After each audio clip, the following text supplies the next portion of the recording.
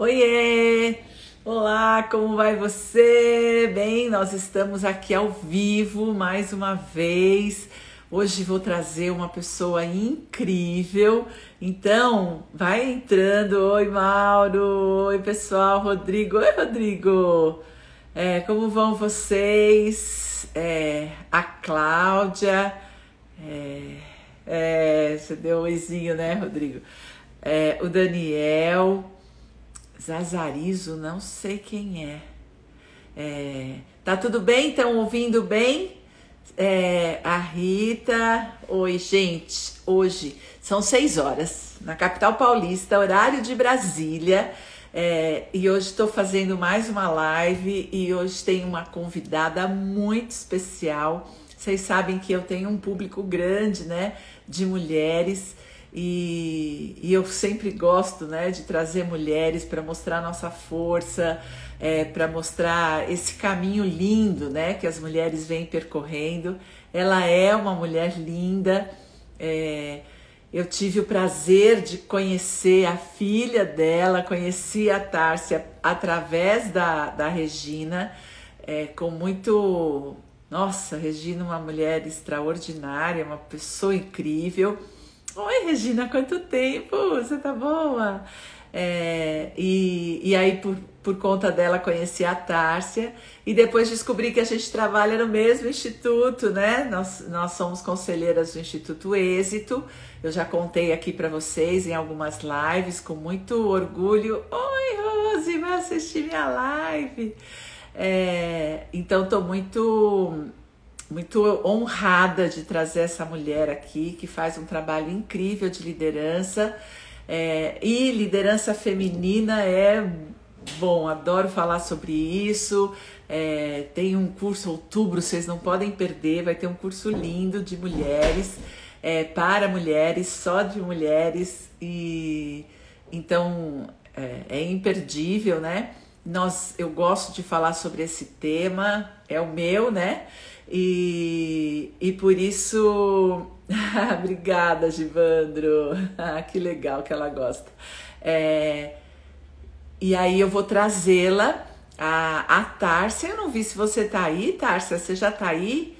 Me dá um alôzinho para eu te chamar. Oi, Gislaine, tudo bom? Que bom. Porque eu quero que ela mesma se apresente, ela conte o que ela faz muita coisa bacana, e é uma mulher, né, forte, bonita, então eu quero... Oi, Thelma, oi, Augusto, isso, vão entrando, vão falando oi, sabem como é que funciona, né? Tem que chamar seus amigos, porque é imperdível a live de hoje. Tem que colocar um monte de coraçãozinho, porque quanto mais coraçãozinho você põe, mais relevante, né? O Instagram considera a live, então vai lá para cima, né? Porque agora, nesse horário, a gente está concorrendo com um monte de gente, né? Nós estamos concorrendo aqui, eu estou concorrendo inclusive com a Guadalupe, que é a minha super amiga da Argentina, a diretora da Argentina, que eu vi que acabou de entrar numa live. Até lá na Argentina, né? Ela tá fazendo. Então, a gente concorre mesmo com um monte de gente, com um monte de amigo. Tem muita live bacana por aí, né? Eu ainda não vi. Boa tarde, você tá me dizendo um oi aqui no WhatsApp. E aí eu ainda não vi aqui na... Tudo pronto por aqui? Ixi, Tárcia, eu já também por aqui. Como que eu vou fazer agora para falar? Ela tava falando, tudo pronto, vamos entrar. Não, já entrei. Então ela vai chamar a gente já e nós vamos conversar com ela. Olha aqui, a Tárcia Gonzalez entrou. Cadê, Tárcia? Eita. Oi, doutor Alessandro. Foi a Tárcia que chamou. Eu tô chamando, porque ela que vai se apresentar. essa mulher incrível, que eu vou ter um prazer enorme de conversar. Vocês vão ver que ela vai trazer um monte de conteúdo. Ô, querida! Oi, tudo bem, Tava falando bem de Heloísa? você aqui enquanto você não tava. Ai, que bom. Eu estava aqui, eu estava tentando entrar, mas não estava aparecendo para mim. Bom, Ah, primeiro, muita gratidão pelo convite. E hoje, no nosso dia, né? Dia então, do psicólogo, um presente maravilhoso poder estar com você, uma pessoa tão admirável, um exemplo de vida, de mulher, de profissional. Eu, assim, estou muito honrada de estar aqui hoje com você. ai, que linda! Eu é que sinto. Eu estava falando que você é uma mulher incrível, que eu adoro falar para mulheres, né? Adoro falar sobre liderança feminina, porque eu acho que agora nós estamos fazendo um caminho tão bonito, né? E que não tem mais volta, né? Acho que a gente já pegou o jeito, a gente só precisa de tempo agora para que as coisas funcionem ainda melhor, né? E você faz um trabalho lindo de liderança. Queria muito que você contasse, se apresenta, Tárcia, quem você é, por que que eu te convidei aqui, né? Conta pra gente. Ó, muito obrigada, gratidão por estar aqui, para todos que vocês estão nos assistindo. Meu nome é Tárcia Gonzalez, tenho 51 anos e sou executiva há muitos anos. Comecei numa empresa familiar, onde eu pude desenvolver as minhas competências como administradora, como psicóloga, dentro das organizações, e depois fui me enveredando nessa questão do planejamento estratégico, da governança, do tanto que é importante para uma empresa lideranças fortes. Então, nós podemos ter todos os recursos tecnológicos, nós podemos ter empresas fantásticas, mas a base de tudo são as pessoas. Então, eu comecei dentro da área financeira, com processos, há 35 anos atrás. Fiquei 12 anos nessa área financeira e, para mim, era muito difícil entender por que que as empresas só ficavam focadas no resultado. Se este resultado ele só era gerado a partir da motivação do ser humano satisfeito, do ser humano feliz, daquele ser humano completo. Então, eu fui fazer minha segunda graduação, que foi a psicologia. E aí eu pude juntar, né, tudo que eu tinha de práticas, de processos, de tecnologia, de segurança, com o embasamento da psicologia comportamental, da inteligência emocional, da gestão da emoção, e aplicar isso dentro da organização. Por 3 anos consecutivos, ganhei o prêmio da melhor empresa para se trabalhar, e aí a carreira deslanchou. Sou também escritora, né? Fiz um livro com o Dr. Augusto Cury, em 2017, que nós estávamos sem liderança no Brasil. E aí ele me questionou e falou assim, por que você não fala sobre liderança? Porque a minha formação que eu fiz no exterior, no ESAD, na Espanha, foi sobre liderança de alta performance, num momento que o Brasil estava muito aquecido a economia. E aí eu me perguntava, e agora? Nós não temos nem líder em 2017. Como vou motivar essas pessoas a continuar? E aí eu escrevi, em 2 meses e meio, o livro, antes do final do ano, antes das eleições, onde eu falava sobre apaixonados pelo Brasil. Naquele momento de tanta tristeza, que a gente estava tão decepcionado, onde estavam esses líderes? Líderes verdadeiros, que querem aprender, ensinar e assim transformar o mundo. E foi muito bacana, foi muito bacana.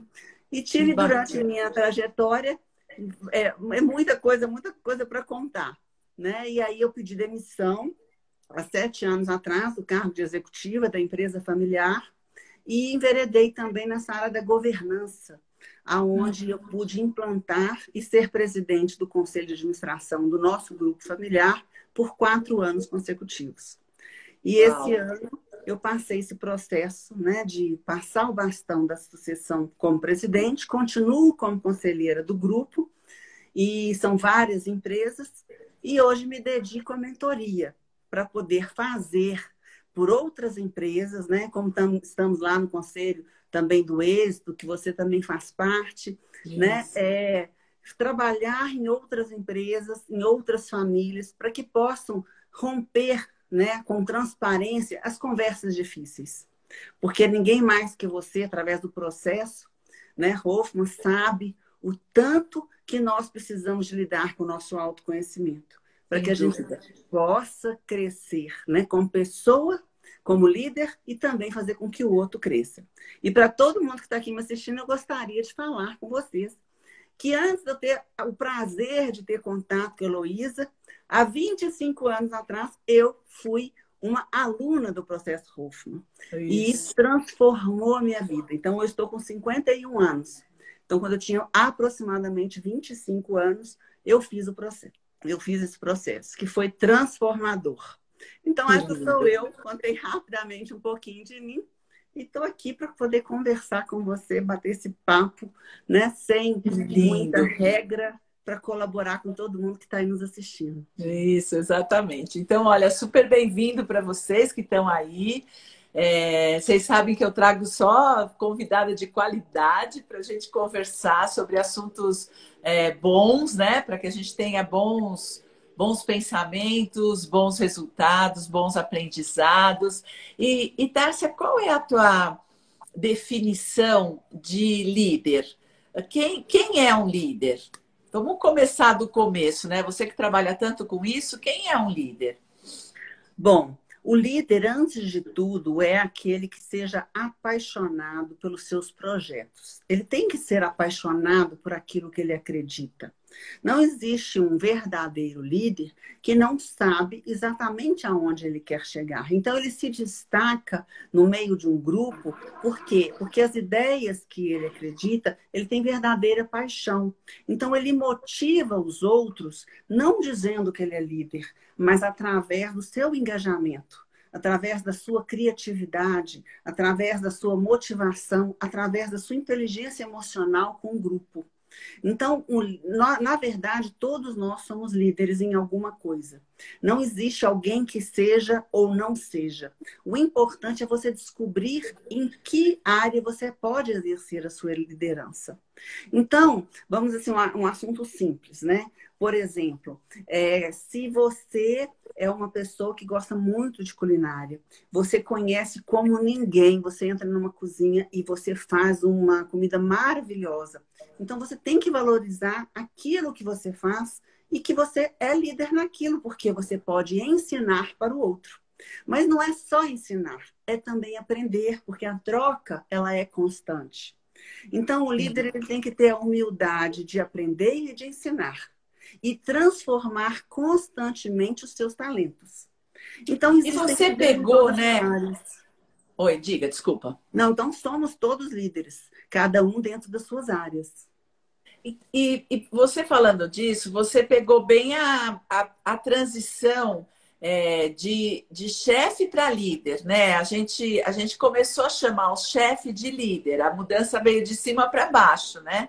Porque ele era um supervisor, ele era um gerente, ele era um chefe, né? Então, o CEO é um nome novo, o líder da área é um nome novo, né? Como é essa transição, né? Da chefia para a liderança, porque você está dando um exemplo de alguém que já sabe fazer uma coisa e aquele funcionário de carreira, né, que é promovido e vira chefe, né? Como é que ele vai se transformar num líder? É isso que você faz, né? Esse Essa caminho. mentoria que eu Isso. faço, onde eu desenvolvo a performance das lideranças, onde a gente descobre quais são os seus talentos, quais são os seus pontos fortes, e todo líder ele precisa de uma equipe. Quando você olha no espelho e reconhece quais são os seus pontos a serem desenvolvidos, você pode fazer escolhas. Tudo depende do seu tempo, da sua idade, né? Você vai escolher. Eu, por exemplo, com 51 anos, tenho deficiências.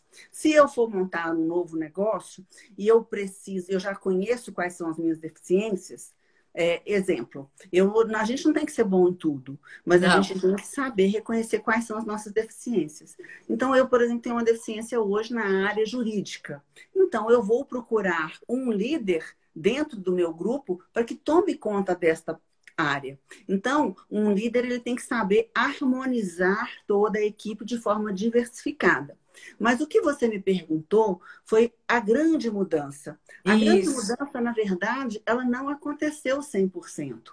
Existem Estamos em organizações processo ainda, né? em processo. Existem organizações que estão lá na frente, ótimo, mas a grande maioria ainda não está. Por quê? Porque o Brasil ainda é um país que está em processo de desenvolvimento, onde nós não temos um número grande de pessoas que já passaram por um processo de educação, né? A educação no Brasil é muito falha, nós temos ainda que investir muito na educação para transformar as pessoas. Então, quantas são as pessoas que hoje tiveram acesso a uma graduação ou até mesmo a uma pós-graduação na faixa de 50 anos? E essas são as pessoas que estão lá como gerente, como os diretores, né? Então, essa moçada nova vem passando na frente. Então, no passado, a gente achava que para você estar sentado numa cadeira de direção, você tinha que ter só experiência. E hoje o mercado mostra que esses jovens estão atropelando através da inovação, da tecnologia, porque o importante é saber lidar com os problemas. Então, onde que muda? Aonde que dá a virada de chave? O chefe é aquele que se trabalhava com poder, né? O ego, a vaidade, o excesso de poder. Manda quem pode, obedece quem tem juízo. E muitas empresas ainda funcionam assim, né? Muitas famílias funcionam assim. E como mais de 90% das empresas brasileiras são empresas familiares que começam dentro das famílias, isso se repete. Não existe uma pessoa que é um pai de um jeito e ele é um patrão de outro. Então, se no núcleo familiar ele ainda é o chefe da família, o pai, o que manda, o provedor, o que não dá oportunidade do outro nem dizer sua opinião, ele vai repetir a mesma história dentro da sua empresa. Então, independente se a empresa for só dele ou não. Então, o que a gente está passando? Por um momento que a economia está sendo balançada, os paradigmas estão sendo quebrados, né? A gente está tendo a oportunidade de repensar o novo. E esse é o novo momento. Então, a pandemia, eu tive há um ano atrás em Israel. Fiz um curso sobre liderança, futuro, tecnologia e inovação. Uau. Quando eu voltei de lá, eu fiquei 2 dias em estado de choque. Foi exatamente em julho do ano passado. Eu falei assim, nós não temos condição de crescer, de mudar. O mindset do brasileiro está assim, anos-luz do que está acontecendo lá fora. Isso vai demorar muito. Nós somos realmente do piniquinho aqui e a coisa não vai mudar. Eu nunca imaginei que um ano depois, forçada por uma pandemia, a gente tivesse mudanças tão rápidas. Sim. Então, uma quebra de paradigma. O chefe, ele acha que ele tem que estar presente. Ele acha que ele tem que estar ali mandando. Que ele tem que acordar cedo, ele não tem vida, ele não tem qualidade de vida, ele tem que chegar, ele tem que mandar. Todo mundo tem que ter medo dele. Todo mundo tem que ali bater continência para ele, né? Então, o chefe não vive, o chefe só manda. E ele precisa vigiar, né? Precisa vigiar, não tem meritocracia, ninguém pode dar ideias. Não, todo mundo é errado, só ele está certo. A palavra final é a dele, né? Então, esse chefe, de repente, ele está em casa trancado. Ele começa a perceber que ele não pode ir para a rua, ele não pode ir para a empresa dele, ele tem um inimigo invisível que faz com que ele seja igual a todos os outros. O funcionário do chão de fábrica e o diretor-chefe, ou o presidente-chefe, ele é igual porque ele está vulnerável. Então, trouxe para nós uma condição acelerada de desenvolvermos essas ferramentas que hoje nós estamos aqui usando. Mostrando que a competência, a qualidade do seu trabalho, como já acontecia há anos nos Estados Unidos e na Europa, você não precisava de estar todos os dias presente. Sim. Você vê o caso da Apple. Todo mundo, né, há 20 anos atrás, falava assim, nossa, que empresa louca. Funcionários vão para lá, entendeu? Todo mundo de bermuda, de chinelo, trabalha em casa, do jeito que quiser. Isso não vai funcionar. E aqui não, todo mundo tem que sair de casa, entrar no carro, enfrentar um trânsito, ficar online, ali, né, full time, fazer hora extra, não ter hora para ir embora para casa. tudo isso o chefe valorizava como ser competente. Qual é a diferença? A diferença é que a gente aprende que todo mundo é líder em alguma coisa e que todo mundo se complementa. Então, as empresas, elas passam a ser uma engrenagem. Então, a gente tem fase, nos anos 80, a psicologia organizacional já começa a mostrar isso, porque a diferença entre empregado, que antes a gente chamava de empregado, a gente vem com uma renovação cultural e começa a chamar as pessoas de colaboradores. Isso. Nos anos 80, 90, os empregados, que eram manda quem pode, obedece quem tem juízo, começam a ter uma consciência de ser chamados de colaboradores. E aí as empresas começam a mostrar para eles que eles tinham importância e que eles também iam participar através de um cargo de salários, através de prêmios motivacionais, tudo ligado à questão financeira. A ideia era muito boa, mas era uma ideia embasada simplesmente em motivar os escravos, trabalhadores empregados, a produzirem mais para melhores resultados. E aí, se eu chamar eles de colaboradores, eles vão ficar sentindo parte. Mas não era uma verdade. Não vinha do coração. Era só um nome, né? Era só um nome. E aí as coisas vão mudando, vão mudando. E aí esses colaboradores já não são mais colaboradores. Não importa a nomenclatura, eles realmente são pessoas que buscam dentro da organização o que está na moda? O mesmo propósito. Sim. Então as empresas acordaram para poder mostrar, a partir dos anos 90, né, acordaram para poder falar de propósito. Em 10 anos que a gente está falando de propósito. E a gente ainda não sabe o que é, né? As pessoas ainda estão discutindo, né? Você sabe que lá no processo, bom, você sabe porque você participou, nós trabalhamos bastante com a ideia de autoliderança.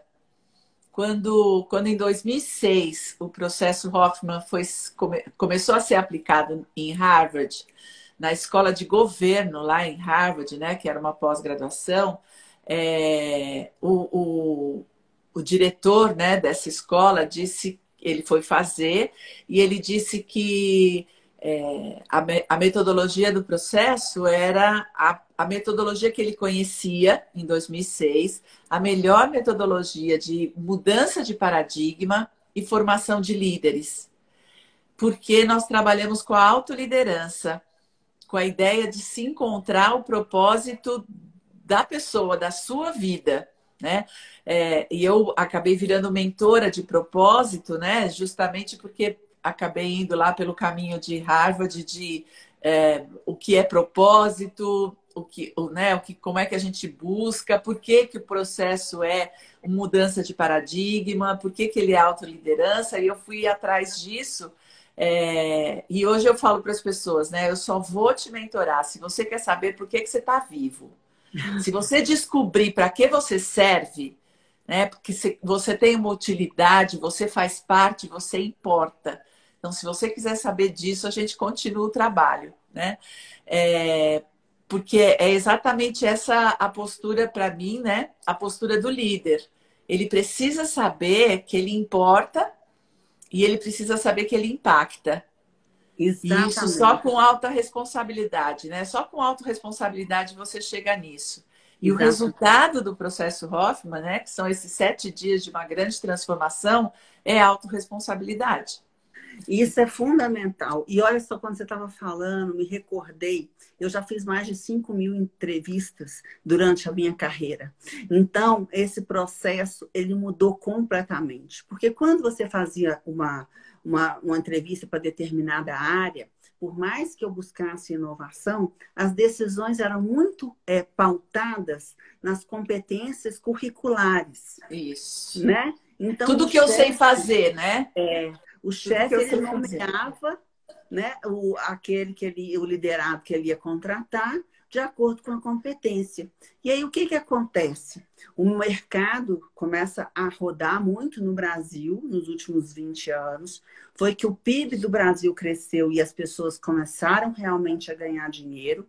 Aí a gente sai da miséria para a classe pobre, o pobre para a classe média para o rico, né? Então, 30 anos atrás, quem é que tinha 1 milhão, né? Milionário, né? Isso era coisa, assim, de outro mundo. E isso não é mais uma coisa de outro mundo. Hoje as pessoas têm uma condição de crescer, têm uma condição de se estabelecer e de poder construir seus sonhos. É totalmente diferente do que a gente vivia antes. A pessoa já estava condenada. Eu posso estudar, eu vou ser alguém. Se eu não posso estudar, eu não vou ser ninguém, né? E hoje não é assim mais que funciona. E isso foi quebrado dos últimos 10 anos para cá, com essa nova geração que trouxe, através da tecnologia, todo e qualquer tipo de informação e uma curiosidade que está dentro das pessoas. Então, quando a gente vai contratar alguém, você não está mais preocupado só com o que está no currículo. Às vezes ele tem um currículo de 10 pós-graduação, mas não sabe fazer gestão de pessoas, não sabe conversar com seus liderados, né? Não sabe motivar as pessoas. É o chefe, né? Aquele que acha que eu sou bom.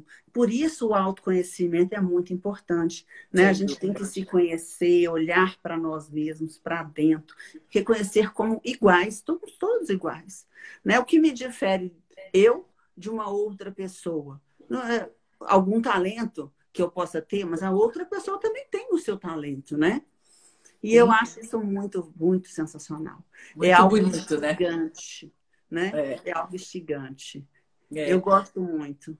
Que interessante, né? Quando a gente parte agora na pandemia, nós ficamos, o processo Hoffman ficou cinco meses, né? Sem aplicar o processo, e agora nós voltamos.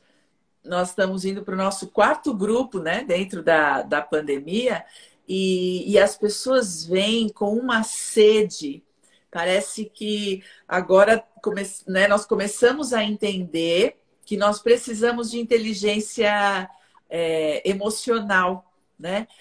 Agora, né? O Bob Hoffman falava dessa inteligência lá em 67, né? Há 53 anos atrás, ele já falava que nós tínhamos inteligência emocional. O Daniel Goleman escreve o livro dele em 92, então faz um tempão que a gente já tem, né, no mercado a inteligência emocional como conhecimento, né?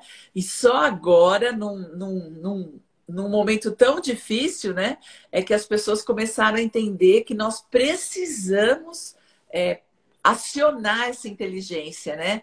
E não tem como comprar, né? Não tem como adquirir, né, inteligência emocional fora, porque ela está dentro, né? Então, só um trabalho de autoconhecimento é que vai mesmo transformar as pessoas em líderes, né? Porque um líder precisa de inteligência emocional, como você disse, né? Como é que ele vai gerenciar pessoas? Como é que ele vai... Eu acho lindo a possibilidade de nós trabalharmos com a diversidade, né? E a diversidade em qualquer sentido. Mesmo começando desse que você falou, né? Eu tenho um talento e a pessoa tem outro. Isso é diverso, né? Antes da diversidade de cor, da diversidade de raça, de condição física, a diversidade, todos nós somos tudo igual, né? Somos tudo batata do mesmo saco, somos humanos e ao mesmo tempo somos tão diferentes e complementares, né? Então, administrar essa complementariedade para mim é um trabalho muito lindo, né? Assim, quem consegue fazer essa administração, esse é o verdadeiro líder, né? É aquele que tira o melhor de todo mundo e compreende essa complementariedade, né? Então, trabalho em conjunto, né? Um pega o papel, o outro escreve, o outro desenha, o outro pinta, né? Até que tudo fica pronto, né? Então, é bem bonito esse trabalho que você faz de formar essas pessoas nessa mentoria, né? De trazer essa consciência para elas, né? Isso Mas é um grupo seleto ainda, né, Tárcia? Eu acredito assim que estão três coisas muito importantes que a gente tem que trabalhar para buscar alta performance, né? Porque, como disse, todos nós somos líderes em algo. Mas Isso. como fazer com que isso possa se transformar em algo melhor para que você tenha alta performance? O que é esta busca de alta performance? Em Isso. primeiro lugar, é ser humilde. Porque a gente tem que deixar de lado o nosso ego. E É. todo mundo tem ego, né? Então a gente tem que saber que a gente erra todos os dias. Eu erro todos os dias. E quando eu entrego para mim mesma a transparência e a verdade de que eu errei, eu estou me dando a oportunidade de uma melhoria contínua. Então eu tenho que dizer para o meu liderado e ele tem que me enxergar como alguém igual a ele. Porque aí ele passa o quê? A ter confiança, respeito e admiração por mim. E eu com ele. Porque eu entrego para ele também. Todas as pessoas que vêm trabalhar comigo, eu sempre digo assim: confiança é algo fundamental, mas eu escolhi dar 100% da minha confiança para você. Então, cuide dela como um tesouro, né? Então, é isso que tem que mudar. E principalmente na cultura do brasileiro. As Sim. pessoas são muito desconfiadas, está todo mundo querendo com o jeitinho brasileiro, ver que forma que eu vou tirar vantagem. Olha onde nós chegamos na política. Olha onde nós chegamos no mundo. Então, quando você parte desse princípio da verdade, do propósito, da transparência, da humildade de errar e voltar atrás, você se torna humano. Mas ninguém quer ser Humano. humano. Todo mundo quer ser um pouquinho, né? De De Deus, super-herói. de super-herói, de dizer que é poderoso. E quem tem essa necessidade, como você sabe, normalmente tem alguns déficits da sua autoestima. Você não precisa de disputar poder com ninguém. Você não precisa dizer que você é melhor do que ninguém. Ao contrário, porque ninguém é melhor. A gente está sempre aprendendo constantemente. Então, hoje eu até escrevi, né? Que eu era dia do psicólogo, eu falei assim que eu agradeço todos os mentores que eu tive na minha vida e principalmente a oportunidade de iniciar um processo. Que esse processo de autoconhecimento é algo que ele só vai se findar no dia em que eu tiver o último suspiro da minha existência. Porque eu tenho certeza que todos os dias eu tenho algo a melhorar. E é com quem? Com todas as pessoas. Com os nossos filhos, com os nossos pares, com os nossos mentores, com pessoas muito melhores do que a gente, né? Com os nossos funcionários, com todo mundo. Com o E aí, outro, né? com o Com o outro. outro. Eu costumo dizer que o outro é a nossa placa de sinalização. É ele que vai nos conduzindo, né? Se nós somos espertos e prestarmos atenção no outro, ele vai nos contando a nosso respeito, né? Ele vai sinalizando qual é o melhor caminho, de que jeito que é que a gente pode ir, né? É nesse olhar do coletivo, né, que a gente encontra o indivíduo. Porque nós somos tudo parte, né? É tudo um pedacinho. E nesse sentido, a gente é tudo muito parecido, né? Nós temos as nossas misérias humanas e temos as nossas belezas humanas, né? E muito parecidos. Eu costumo contar muito pedaços da minha história para as pessoas e digo, gente, a minha história só interessa para mim. Eu estou te contando como uma metáfora. Porque a gente é tão parecido que se aconteceu comigo, deve ter acontecido com você também.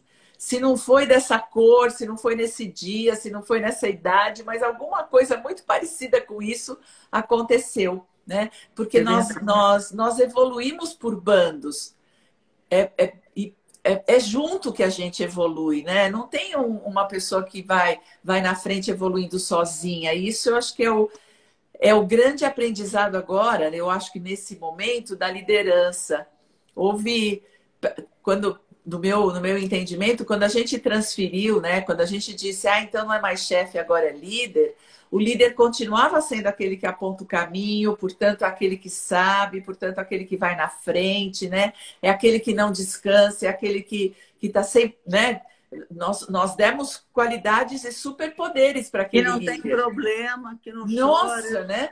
De Que não repente, o tem... líder, ele tinha que ser o líder pai, o líder compassivo, o líder compreensivo, o líder não sei o quê, o líder... Ele tinha que ser tudo, né? É. E tinha que estar lá na frente, tá lá na frente, né? Eu acho que a próxima evolução, e acho que esse é o caminho, né? É que nós vamos em bando, né? Nós vamos em grupos. No processo, a gente conta a metáfora da gaivota, né? Que elas andam em V, elas voam, elas não andam, né? Elas voam em V, porque aumenta, quando elas voam em V, elas aumentam 70% a força do voo de cada uma.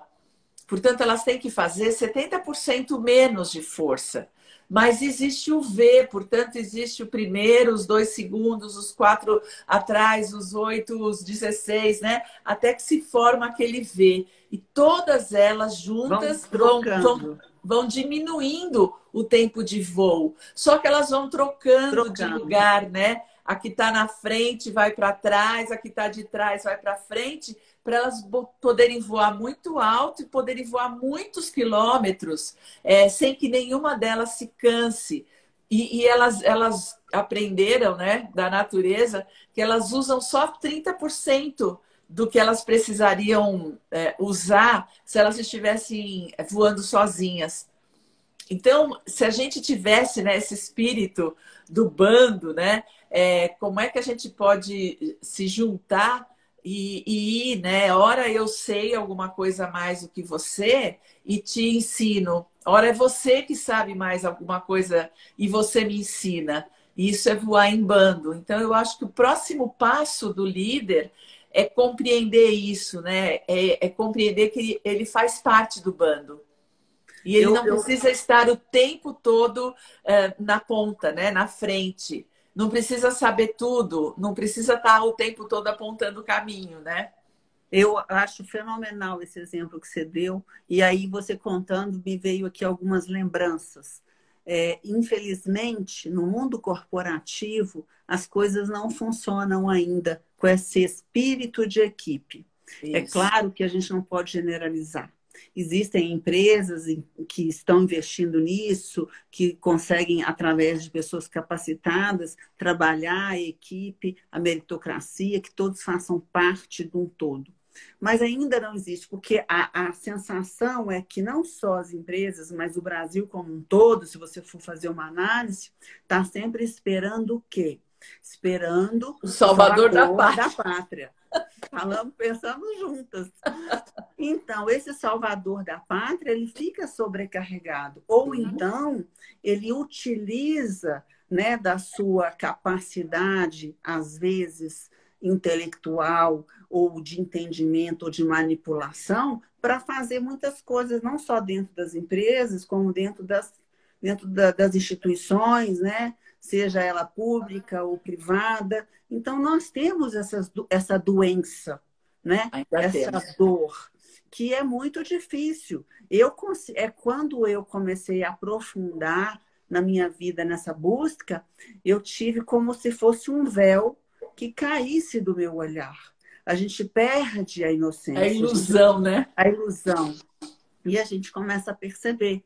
Então, eu percebo com muita facilidade esse tipo de profissional que fica alocado dentro da empresa e que coloca medo no seu grupo e que ele quer dizer que é ele que manda, mesmo que ele faça aquele teatro que existe um grupo de trabalho, mas ele quer receber os prêmios, ele quer, né? Então, assim, isso é doente. E isso adoece as empresas. E as pessoas ainda estão sujeitas à necessidade, né? Todo mundo precisa trabalhar. Agora, mais do que nunca, ninguém quer perder o emprego. Então, aonde que surgem os problemas dentro das organizações? Por que a depressão cada vez aumenta mais? Por que dentro das organizações o afastamento por doenças psicossomáticas são cada vez maiores? Isso, eu fiz uma palestra 2 anos atrás na Febraban, exatamente falando sobre felicidade interna bruta. Por quê? Porque o índice de suicídio, o índice de pessoas que estavam sendo afastadas por depressão estava altíssimo. E isso muito antes, no momento da crise, 2017, 2018, porque os líderes, entre aspas, ou chefes, ou de sei lá como é que eles podem ser chamados, eles pressionavam essas equipes a darem um resultado financeiro e econômico para as instituições, sem muito se preocupar com aquilo, e a pessoa se sentia totalmente vulnerável. Então, eu gosto muito de...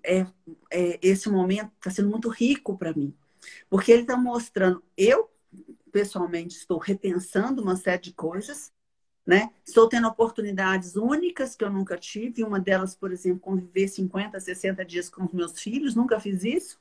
Trabalhava 12, 16 horas por dia, alucinadamente. Né? Quanto mais curso eu fazia, eu achava que mais eu precisava de estudar. Não estava pronta, né?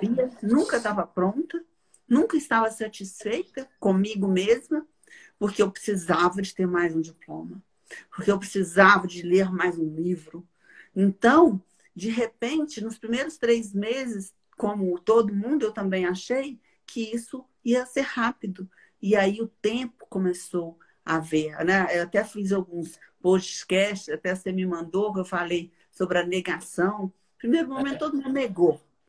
Não, isso não está acontecendo, isso não vai vir no Brasil. E agora, aí depois todo mundo achou que... Não, primeiro era férias, né? Depois a negação. E depois a vitimização. Então, agora a gente está vivendo um outro momento, que é o quê? É falar assim, poxa, a gente tem que se reinventar. É outra fase, né? Como vai ser o novo normal? Como vai ser daqui para frente? E daqui para frente, a gente teve uma baita de uma oportunidade de se reinventar realmente. É claro que não são todos os seres humanos que vão ter essa coragem de olhar no espelho e dizer, poxa vida, eu preciso melhorar isso. Ao contrário, né? Você vê o índice de separação aumentou, né? As pessoas aí... A violência doméstica, né? A violência doméstica aumentou. Então, essas pessoas, assim, são grupos que ainda, eu posso dizer que dentro da humanidade, elas não se desenvolveram emocionalmente. Então, a inteligência emocional que Hoffman vinha falando lá em 68, né? Em 67, 67? Antes de eu nascer, porque eu sou de 69. Então, ela só foi trocando de nome. Né? Até inteligência emocional, gestão da emoção, agora psicologia positiva. Só foi trocando de nome. E nada mais é do que você realmente parar, respirar, olhar para si e, principalmente, ouvir o outro. Não é? Você sabe, Tárcia, que eu escrevi um livro, né, sobre o perdão. Perdão, a revolução que falta. Eu acredito sinceramente que essa é uma revolução que a gente precisa fazer. E que se fizéssemos, a gente ia dar um salto quântico, né, como humanidade. E eu começo a explicar no livro o ciclo da dor. Toda vez que nós nos sentimos desrespeitados, não vistos, não reconhecidos, não amados, né, nós sentimos uma dor. E é uma dor infantil, mas que permanece com a gente, porque nós crescemos com ela e não percebemos, ela vai para o nosso inconsciente. E toda vez que alguém nos desrespeita ou uma situação, né, nos aflige, a gente volta para essa dor infantil, que é muito inconsciente e irracional, porque ela é infantil, né? Ela é muito das entranhas. E quando a gente sente essa dor, para sobreviver e para nos defender, a gente vai para a raiva. Também sem perceber. Esse é o movimento da criança para sobreviver. E dentro dessa raiva, a gente vai para pensamentos de vingança. O outro tem que pagar pela nossa dor. E depois disso, a gente vai para a culpa. E daí, depois da culpa, a gente culpa o outro e depois disso a gente volta a sentir dor. Porque todo mundo que tem culpa, todo culpado merece castigo. Nós vamos dar um jeito de buscar algo na nossa vida que nos machuque. E quando a gente se sente machucado, nós estamos então vingados, dizendo: ah, tá, então agora eu estou pronto para começar o ciclo tudo de novo. A dor, a raiva, a vingança, a culpa, a autopunição que volta para a dor, para a raiva, para a vingança, para a culpa. E a gente não sai desse ciclo, né? É um ciclo inconsciente que nós vamos construindo, e tudo isso nós fizemos na infância para sobreviver. E a gente continua fazendo isso, porque na nossa cabeça a gente ainda não construiu uma saída desse ciclo. E a gente só vai conseguir construir isso com o perdão. Quando em algum momento eu perdoar o meu agressor, o meu algoz. E esse ciclo, eu tenho dado palestras nas empresas dizendo: gente, a gente faz isso na nossa infância, com os nossos pais, na nossa vida com os nossos parceiros e com os nossos filhos, e fazemos isso também dentro da empresa, sem perceber. Sem perceber. Então, quando nós encontramos muitas pessoas doentes dentro das empresas, elas estão no ciclo da dor e num processo de vingança ou de autopunição. Em algum momento ali desse ciclo que eu contei, elas se encontram. Ou elas estão se punindo, porque brigaram muito com o chefe, ou então desejaram muito o mal, elas de algum jeito entraram na vingança e estão se punindo por isso, ou elas estão num processo de vingança, né? Eu vou ficar muito doente, eu vou ficar impossibilitado de trabalhar, e azar seu, que me esfolou tanto, e vai ficar sem ninguém, e não vai nem ter verba para contratar outra pessoa, porque eu tô de licença, e você vai ter que pagar por isso. E esse ciclo acontece sem que a gente tenha conhecimento, né? Porque acontece tudo aqui, né? No nosso sistema límbico da emoção, que eu falo, a gente está aqui atrás, a gente não vê, a gente só vê o que está aqui na frente, né? E se nós entrarmos num processo de autoconhecimento, nós vamos compreender esse ciclo da dor, né? Compreender esse movimento infantil de sobrevivência que está dentro da gente ainda, e a gente se comporta como crianças de 5, 6 anos de idade, sendo líder ou sendo um liderado que está brigando ainda com o papai e com a mamãe sem se dar conta disso. E esse é um processo tão inconsciente, e eu tenho dito para os líderes, né? E dito, gente, nós precisamos entrar nesse caminho de autoconhecimento para você se dar conta em que momento da vida você está. Se é no momento da dor, no momento da raiva, no momento da vingança, ou no momento da culpa ou da autopunição.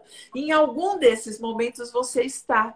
E se você puder achar isso, e desenvolver um processo de perdão com o começo dessa história, né? Então, com o seu agressor ou com o seu algoz, com o seu chefe, né? Com aquele que te magoou, que não te viu, que não te respeitou, que não não se importou com você. De alguma forma, ele não se importou. Eu acho que é isso. Essa é a nossa grande dor. Nós queremos importar para as pessoas. E as pessoas que não se sentem importantes vão entrar nesse ciclo da dor. É verdade. E nós precisamos ver isso, porque esse ciclo acontece dentro das empresas, né? Por isso é tão difícil gerenciar todo mundo, porque cada um deles está num momento ou da dor, ou da raiva, ou da vingança, sem saber. E isso acontece nos relacionamentos. Imagina um grupo se relacionando inconscientemente deste jeito. Não engrena, né? Não roda. Fica tudo sem conseguir rodar ou fluir, né? Não flui como poderia. E eu acho muito importante as pessoas que estão nos assistindo entenderem que nós também não vamos conseguir curar a todos. Então, o primeiro passo é nós nos curarmos, né? Porque quando a gente se sente bem com a gente mesmo e não precisa do reconhecimento do outro, você passa a lidar com as situações difíceis que eram as mesmas de uma outra forma. Exatamente. Então, eu até gostaria de deixar aqui a minha própria experiência, porque a minha carreira foi toda pautada dentro de uma empresa familiar. aonde fazia parte toda a minha família. Então, vocês imaginam todos os problemas que aquela existem dentro de uma confusão. família dentro de uma empresa. E eu fui a única pessoa, né, de todos que fez o trabalho através da psicologia, da psicanálise. Foram 18 anos de psicanálise, foi o processo Hoffman, foi a psicologia humanista, ou seja, a busca, a sede de autoconhecimento é uma porta que você abre, mas ela nunca se fecha, ela só começa. Né? Nunca acaba. E aí, eu hoje, com 51 anos, faz muito pouco tempo, talvez eu possa dizer que o processo final, entre 7 anos, que começou a clarear, e eu passei a parar de sofrer pelo outro. Isso. Então, hoje, eu encontro uma plenitude que eu não consigo ver no outro. E aí é onde eu entro com o meu trabalho, né? Com pequenos grupos. Por quê? Eu acredito que tentar mudar a todos é impossível. Grandes palestras, trabalhos que você vai lá e fala 6 horas para todo mundo, e fica todo mundo super motivado, ele não tem substância, ele não vai... Ele some. Assim, 40 dias depois, as pessoas nem lembram mais do que você falou. Talvez vão ler o que anotaram, se anotaram. Então, você só consegue quebrar o gelo. Então, o trabalho que eu gosto de fazer, ele é 100% personalizado. Isso. Então, é um trabalho focado naquele que quer se desenvolver como líder para ter uma alta performance. E o que é isso? É só para executivo? Não. É para todos aqueles que querem viver uma vida em abundância, uma vida com uma liberdade, com uma liderança, sendo líder de si mesmo, né? Com seu autoconhecimento, com a sua liberdade, em busca da sua felicidade, sabendo dizer não, sabendo dizer sim. E quando precisar de dizer não, não mergulhar na mazela do outro. Porque isso é o que machuca a gente. Porque eu continuo sendo atacada. E como mulher, dentro das organizações, é um lugar muito cruel, Heloísa. É absurdo. Eu já participei de reuniões que, assim, eu tinha certeza absoluta que o que eu estava colocando era importante e um dos diretores da empresa, não do grupo que estava ali trabalhando, dizer para mim assim... engraçado, ela é inteligente, é mulher, mas é inteligente. Que horror. Isso não faz muito tempo. Muito pouco tempo e se bobear, Tárcia, não falam para você, mas devem falar para outras mulheres. Para outras mulheres. Às vezes, como presidente do conselho, que eu estive 4 anos, eu percebia que a mesa toda era de homens. Quando ia uma mulher para fazer uma apresentação de alguma área, ela não tinha, ela era crucificada. Então, se eu levasse 2 consultores para poder fazer uma apresentação, por exemplo, todo mês eu levava um consultor externo para fazer uma apresentação de algum negócio. Normalmente é sobre situação financeira. Então, os bancos que trabalhavam com a gente, eles têm esse trabalho e a gente abre fazendo um flash de mercado, um flash econômico, político, para que a gente informe aos conselheiros como que está o mercado, o nosso negócio, para que possa embasar aquele dia de reunião e tomar decisões assertivas. Né? Aí eu levava, em algum momento, um homem, representante de uma instituição X. Ficava todo mundo lá. Entendeu? Só porque era homem. E isso é pouco tempo atrás. Aí entrava uma mulher, eles faziam questão. Não entendi, não. Eu acho que você está errada. Então, o homem, ele tem isso com a mulher, principalmente no Brasil. Não respeitam a mulher, mesmo a gente tendo conquistado o nosso espaço, mesmo a gente sendo reconhecida no mercado, mesmo a gente sendo competente, a gente passa ainda por esse tipo de situação. Então, tem que fazer mais força, né, Tárcia? A gente tem que fazer muita força. A gente tem que ter muita inteligência emocional, a gente tem que ter muita gestão da nossa própria emoção, porque mesmo eu acreditando que eu já evoluí muito, ainda tem hora que eu caio escorrego nas pegadinhas. Porque a agressividade é muito grande do outro que está na dor, como você falou. Isso. Ele está na raiva, ele está na dor, então ele vem com uma agressividade que, por mais que você esteja preparada, tem hora que você... E tudo aprendido, né? Tudo aprendido na infância. E a gente precisa lembrar, né, Tárcia, que foram muitos anos de escravidão aqui no Brasil, né? E faz muito pouco tempo que a gente se livrou disso, ou melhor, que a abolição aconteceu, né? Faz muito pouco tempo. E a gente ainda não se livrou disso. Nós ainda temos resquício, né? Essa história de manda quem pode, obedece quem tem juízo, é da época da escravatura, né? Eu sou branca, eu é que mando, eu que sou a dona da fazenda e você é meu escravo. E nós ainda temos, tantos preconceitos, né? Arraigados dessa nossa história, da construção do Brasil mesmo. Então, eu olho para tudo isso com muita esperança. E volto a dizer, nós precisamos perdoar a nossa história. Como brasileiros, nós precisamos perdoar a nossa história para a gente poder dar lugar para todas as pessoas, né? Um lugar para todo mundo, porque tem lugar, tem trabalho, tem espaço, tem economia, tem terra, tem dinheiro para todo mundo.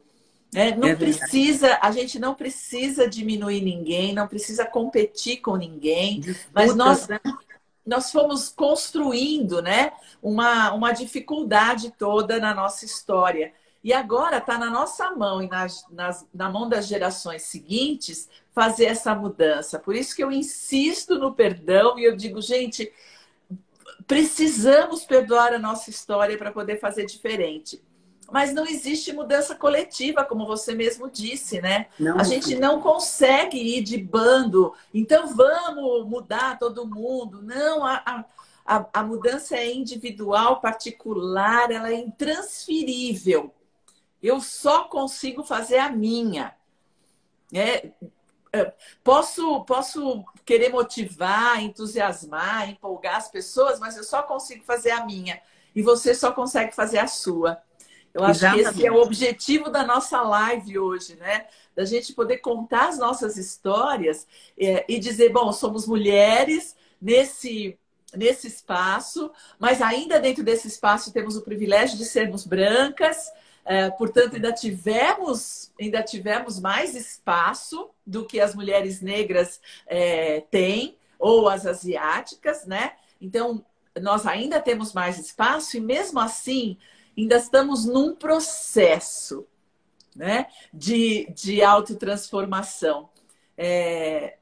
Mas o que eu queria dizer é que assim, o seu trabalho é lindo, parabenizar, né, pela sua persistência, pela sua liderança, né, de ficar presidente de um conselho de... Olha, é muito legal isso, né, ser conselheiro e presidente desse conselho, fazer toda uma mudança, né, ter coragem de sair da empresa familiar, de estudar mais, até você chegar como mentora, isso é fantástico, parabéns.